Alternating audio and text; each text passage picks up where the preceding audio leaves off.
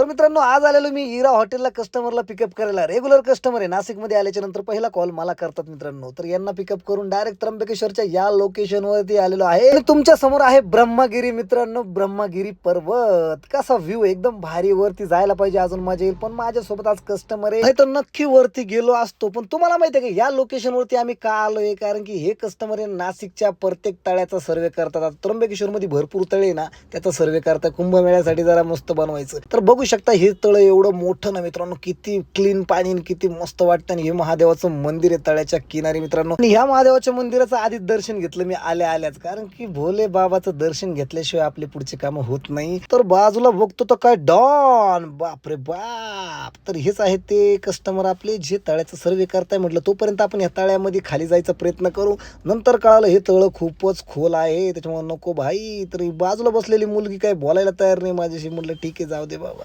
तिला म्हटलं काय चाललं काय नाही, काहीच बोलली नाही बिचार. पण तिचीच बहीण आली जोरात पळत, ती पण टकली. म्हटलं भाई तुम्ही दोघांनी टकलं का केलंय मला सांगू शकाल का तुम्ही?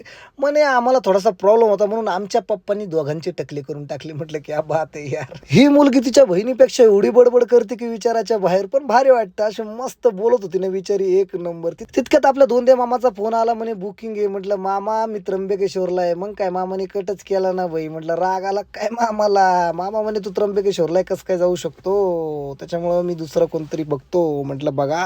तर आपली गाडी ह्या झाडाखाली मस्त लावलेली बरं काय, म्हणजे उन्हाचा ताण नाही. मोठं झाड आहे ना, या झाडाखाली तुमच्या भाऊनी गाडी निवांत लावलेली. किती भारी झाड आहे, मस्त ना. डॉगेश भाईला कसला राग आला काय माहिती. डॉगेश भाई तर डायरेक्ट आल्टोच्या खाली घुसले. आल्टो मध्ये जाऊन गाडी चालवायची डॉगेश भाईने, तर डॉगेश भाई खाली गेले. म्हटलं जाऊ द्या भाई.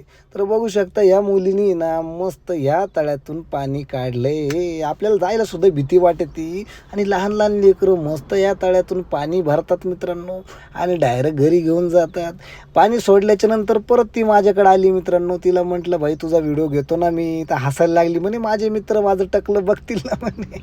म्हटलं बघू दे ना. म्हटलं काय होतं, तू फेमस होऊन जाशील ना. मला पाहायला लागली. बघू शकता. पण खरंच खूपच लहान लेकरं खूपच भारी असतात मित्रांनो. तर हिने काय केलं माहितीये का, चप्पल काढली म्हणे मी 2 मिनिटांमध्ये मंदिरात जाऊन आले. म्हटलं का बरं? मग सांगते म्हणे तुम्हाला. मंदिरामधून बाहेर आल्याच्या नंतर म्हणे मला काहीच मिळालं नाही आतमध्ये. म्हणजे 2-3 रुपये कोणी ठेवतं, कोणी फळं ठेवतं, काहीच नाही भेटलं. डायरेक्ट फुल घेऊन आली.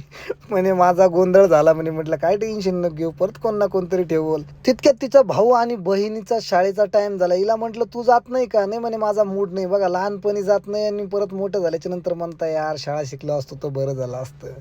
चला मित्रांनो, आता हे पण चालले शाळेमध्ये ना, आपण पण जाऊ गाडीमध्ये. भेटू नेक्स्ट ब्लॉग मध्ये. तोपर्यंत लाईक करा, फॉलो करा. धन्यवाद पब्लिक.